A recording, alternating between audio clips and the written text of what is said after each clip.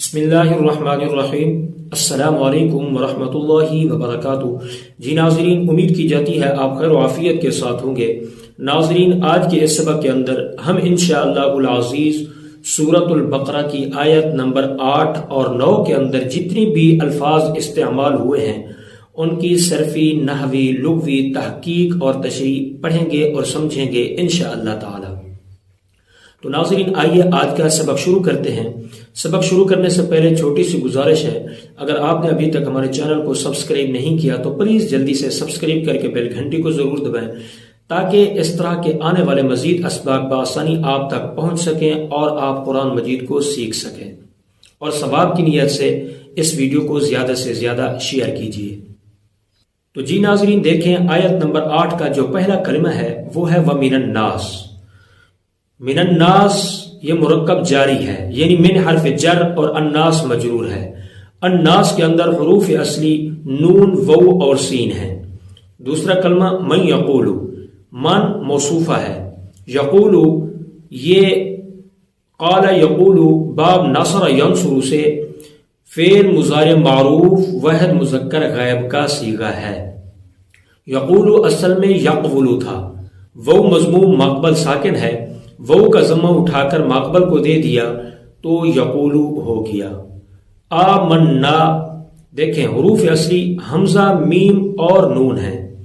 یقولو کے اندر حروف اصلی قاف، وو اور لام ہے، اور آمنا اس کے اندر حروف اصلی حمزہ، میم اور نون ہے۔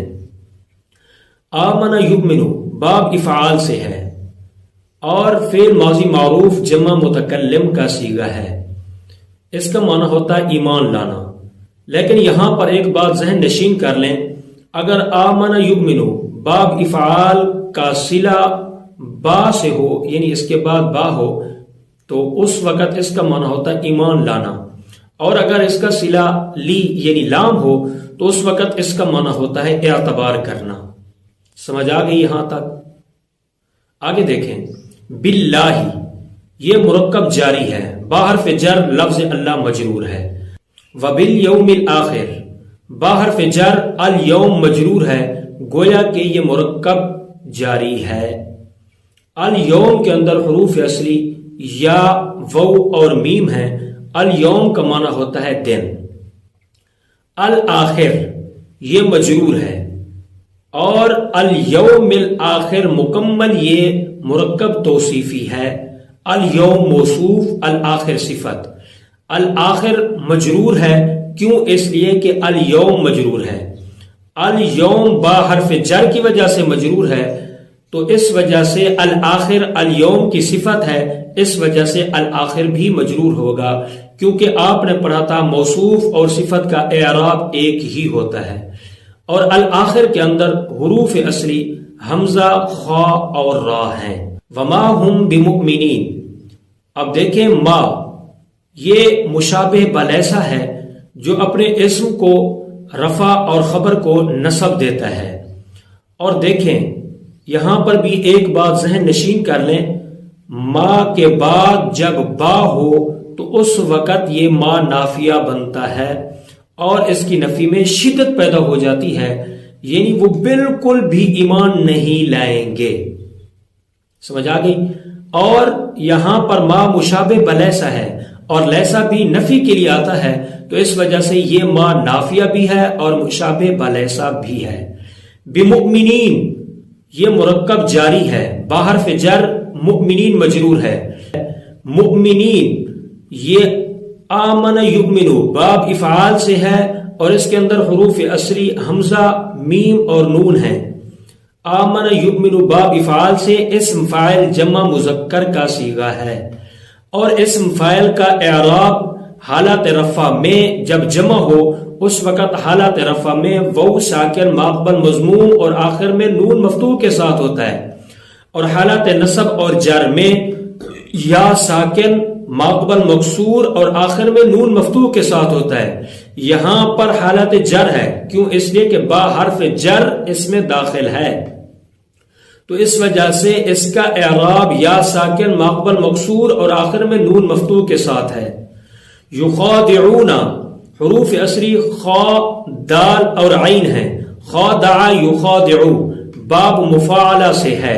یخادعون فعل مضارع معروف جمع مذکر غائب کا صیغہ ہے اور اس کا معنی ہوتا ہے ایک دوسرے کو دھوکہ دینا.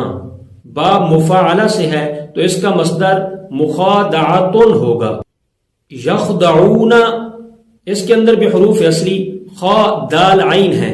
خدع یخدع باب فعل یفعل سے جب فعل مضارع معروف جمع مذکر غائب کا صیغہ ہے. اس کا معنی ہوتا ہے دھوکہ دینا. الا حرف استثناء ہے. انفسہم مرکب اضافی ہے. انفس مضاف ہم مضاف الیہ تو اس وجہ سے یہ مرکب اضافی ہوگا. وما یشعرون وہ عاطفہ ہے. ما نافیہ ہے. یشعرون میں حروف اصلی شین عین را ہے.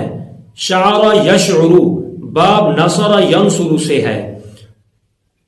فعل مضارع معروف جمع مذکر غائب کا صیغہ ہے.